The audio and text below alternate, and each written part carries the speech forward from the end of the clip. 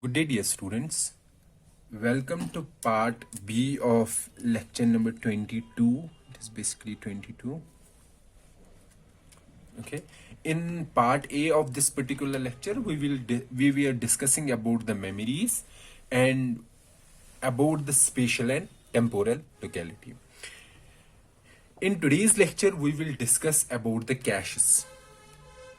Okay, why we require caches. As we have already discussed in our previous video, that caches or the on-chip memory is required to decrease the access time, average memory access time. So whenever my processor needs some data, that the processor should get that data in less number of cycles. Okay, so we were saying that we will have a memory. We will have this processor. Okay, inside a processor we have the pipeline, and we will have this SRAM memory, which we called a cache. Okay, and my processor will take very less number of cycles to access this particular memory, and I will have this external memory, which is called a main memory, not an external memory, off-chip memory. And we know that by von Neumann concept, that whenever I have to execute some program, I have to put that program into the memory first, and then only I can execute that particular program. Okay, so the data and program should be there in the memory. And we said that it takes us 50 to 100 cycles or 50 to 200 cycles to access the main memory. So we want to have one internal on-chip memory, but the size of that on-chip memory will be very small because we want that memory to be very fast. So we cannot fit the entire program and data in our internal on-chip memory because of size limitations.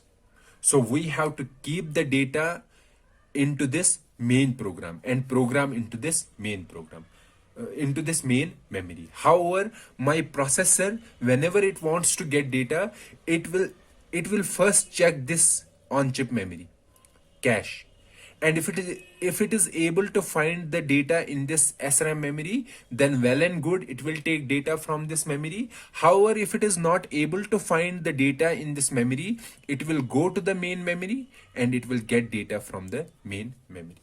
So actually data is stored in the main memory, entire data and program. However, we want to get some data in the SRAM memory and take data from the SRAM memory. And now somebody will say that, for example, I am getting data X from the SRAM, from the memory into the SRAM, and I am using that X. Now let's say again I will require that X. Okay, again I want this data X. Since in the first case, I have brought this X into my SRAM memory. So next time if I require X, I don't have to go back into the main memory because I will find that X into my SRAM memory or into my cache. Okay, so please remember what I am saying, that if I am getting data X into my memory, into my cache, okay, now I am using X. Now if I again use that X, then do I have to go to the main memory? No, I don't have to go to the main memory. I will find that data into my cache. Okay. Now let's say I want data Y. First time I want data Y. So first time I know this data won't be in the cache, this will be in my main memory. So I will again go to the main memory and will get this data into my cache. And now if I again require this data Y, I will find the data in my cache. Okay, so I don't have to go back to the main memory. Now if there is a scenario that I am using data only once and I am not using that, so will there be a benefit of cache in that particular scenario when I am using the data X only once? So that means there is no temporal locality. No temporal locality. So we were having the benefit when we were again accessing the particular data that we got from the main memory into the cache. or we can say when we were repeatedly using that data. However, if we are saying that we are not repeatedly using that data, then is there any benefit of having that data into the cache? Because I won't require that data, so there is no benefit of having that data into the cache. Or I can simply say that that particular data is only wasting my space into the cache. Okay, so when there is a temporal locality, then only then there is a benefit of having a cache in this particular scenario. Okay, now let's say I am getting another data z, and let's say my cache is already full. Okay, so I need this data. So I will first go to the main memory, get this data, and after getting this data I have to place that data into my cache, but my cache is already full. So I have to get some data out of this cache. So I have to choose which data I will take out of this cache, or we have to say to which data we have to replace this z. Okay, so we have to replace some data in this cache with this data, with data z. So we require some replacement policies for cache.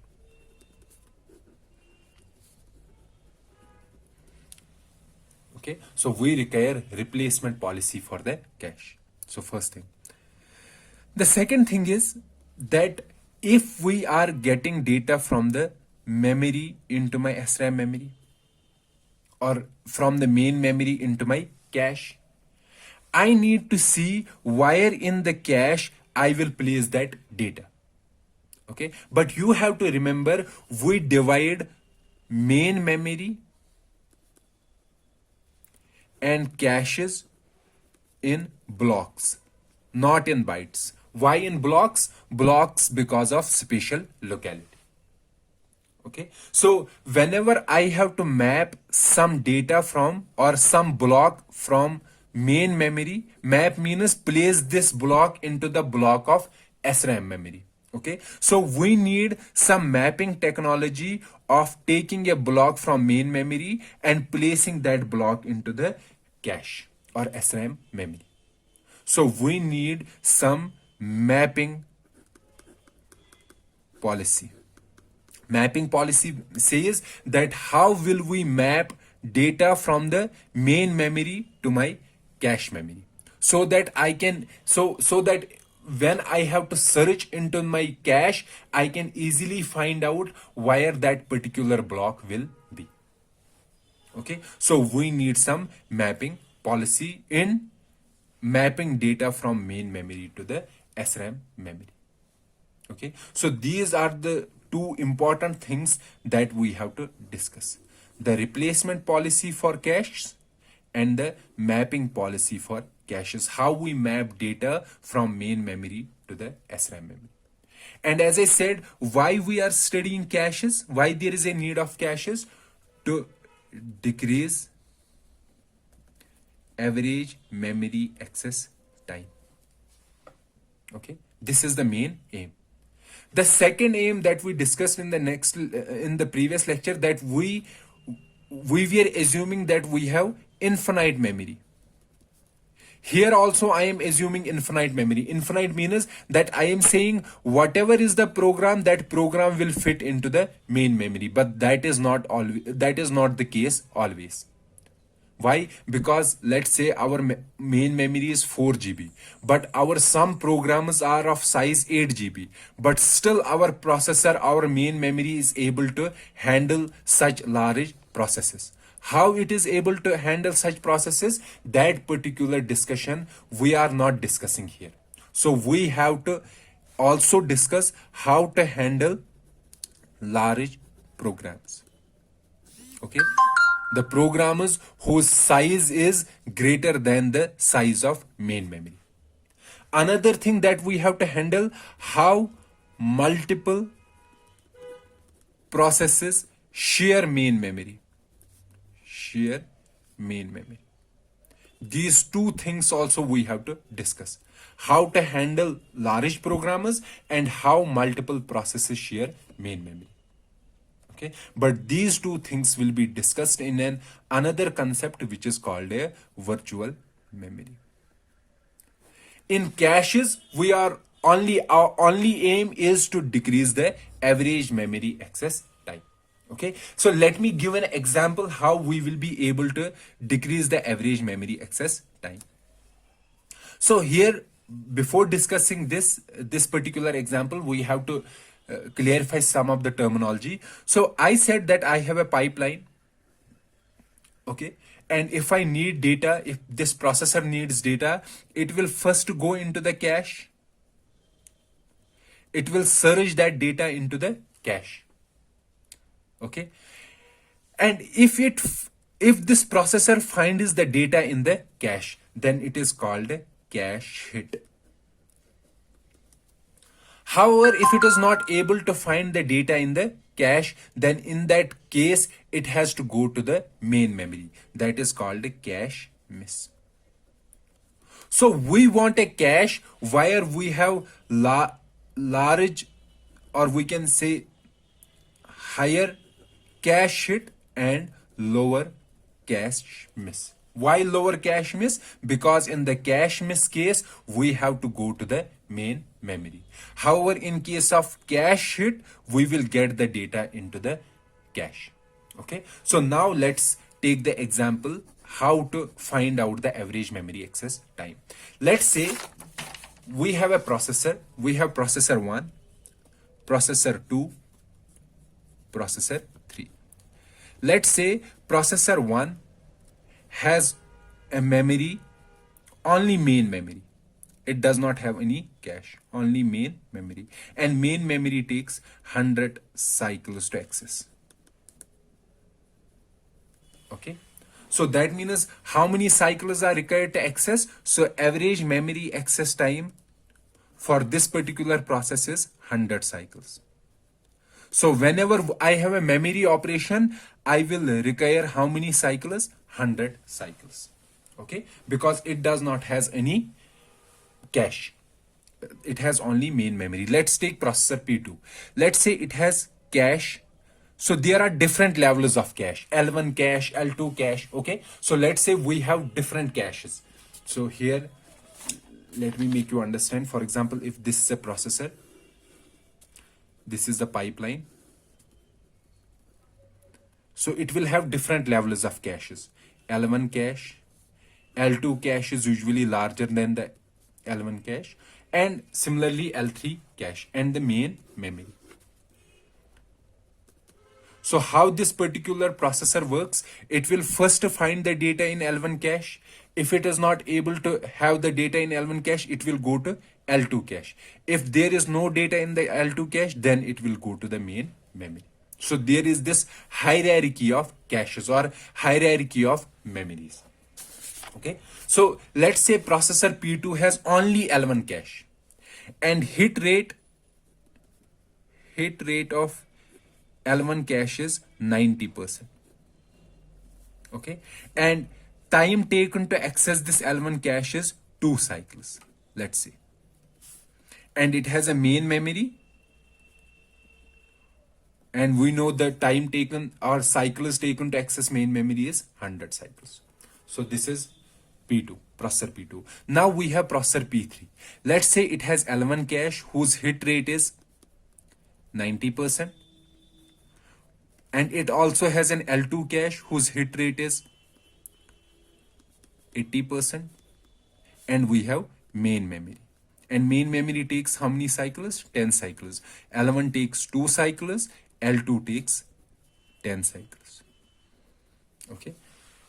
So in processor P1, what was the average memory access time? 100 cycles. Now let's find the average memory access time in P2. So let's say we have X instructions, X memory instructions. Okay, so they want the instructions that want to access the memory. So I have these X instructions, they want to access the memory. Okay, so I have this processor, I have this L1 cache, and I have this main memory. Okay, so the X instructions will go into the cache, into the L1 cache. So these X instructions will go into the L1 cache. Okay, they will first try to access this L1 cache. And we know hit rate is 90%. So 90% of X instructions will find the data in L1 cache. And the remaining 10% instructions have to go to the main memory. So 10% of X are going to main memory. And X instructions are going to L1 cache. And from this X, 90 will get data into this, into L1 cache, and 10% of X will go to the main memory. So let's see the memory access time taken. Access time. By how many instructions? X instructions. Okay, let's see how much will be the time taken. So first these X are going to L1 cache. These X instructions. And each instruction takes how many cycles in L1? 2 cycles. So average memory, so memory access time will be 2x plus. Now from these X, 10% are misses. 10% are misses in L1 cache. So if they are misses, that means they have to go to the main memory. So 10% of X will go to main memory. And this 10% will take how many cycles? 100 cycles. So what is 10% of X? 10% of X will be 0.1x. So 0.1x instructions will take how many cycles? 100 cycles. So it will be equal to 2x plus 10x. So it will be equal to 12x. Okay. So 12x cycles. So X instructions are taking how many cycles? 12x. And average will be equal to total divided by number of instructions. 12x divided by x. So it will be 12 cycles. So this is the average memory access time. How many cycles? 12 cycles. In the first case, what was the average memory cycle time? 100 cycles. But here we have decreased this to 12 cycles. Okay. So please remember, average memory access time, that will be equal to, so here I have shown it with the help of with this taking X number of instructions. Basically it will be equal to time taken by L1 plus miss rate in L1 into time taken by next level. Next level is here memory. So let's use this particular equation. Time taken by L1, how much time L1 takes? 2. Plus miss rate in L1. What is miss rate in L1? 10%. 10% will be 0.1 into time taken by next level. What is next level? Next level is main memory. And what is the time taken? 100 cycles. So it will be equal to 12. So you can use this particular method or directly use this particular equation. Okay. Now let's take this processor P3. This particular one, P3. So let's use this particular formula, average memory access time. What will be the average memory access time? Equal to, it is time taken by L1. Okay. Basically it will be, so let me first discuss it with the help of this particular scenario. And then we will make an general equation. Okay. General equation in this scenario. Okay. So what is P3? P3 is saying that I have L1 cache, which is taking 2 cycles and hit rate is 90%. So miss rate will be 10%. I have an L2 cache and the access time of L2 cache is 10 cycles. Hit rate is 80%. So miss rate will be 20%. And we have main memory, which is taking how many cycles? 100 cycles. And we know main memory has 100% hit. That means we will find everything in the main memory.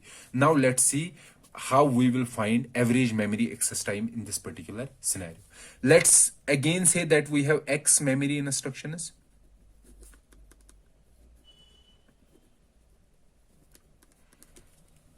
Okay, so we have like this, we have L1, then we have L2, then we have main memory. Fine. So X instructions will go to L1. So how many instructions? X will go to L1.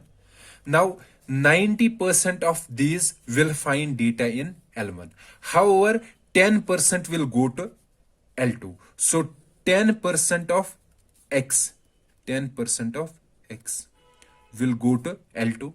So 10% of X, that will be equal to 0.1X. Or let's say it is Y.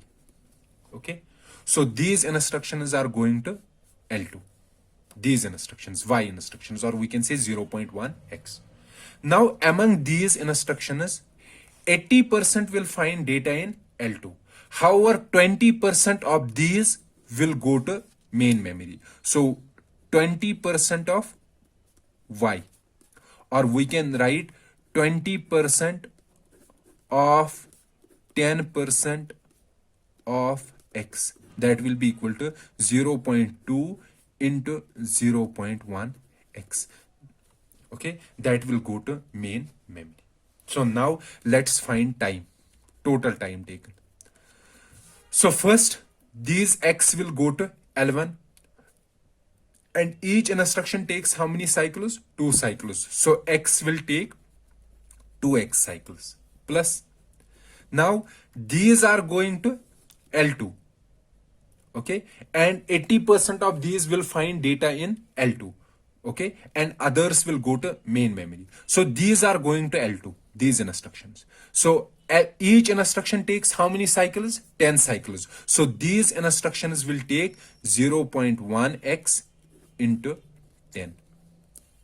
Plus, now these instructions are going to main memory. And how many cycles are required in main memory? 100 cycles. So these instructions, these 0.2 into 0.1 X into 100. Okay, now let's find it. 2X plus, it will be 10 into 0.1 will be 1X, plus 2 into 2 into this will be 0.2 into 0.1 into 100.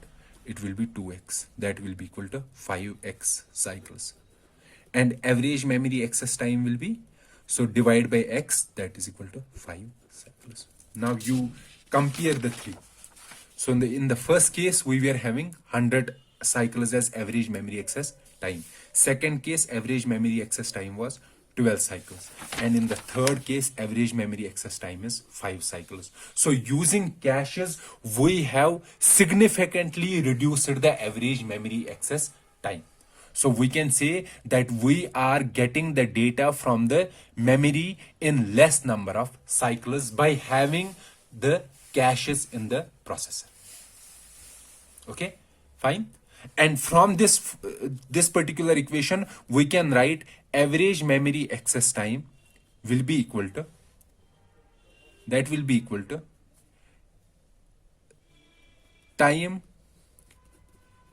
taken in L1 plus miss rate in L1 into time taken in L2 plus miss rate in L1 into miss rate in L2 into time taken by main memory. So this will be the formula to find the average memory access time, and you can easily deduce this formula from this particular equation. Okay, so you have to, so here we were having how many levels? L1 and L2. Let's say we have 3 levels, L1, L2 and L3. Then our scenario will change, this formula will change accordingly.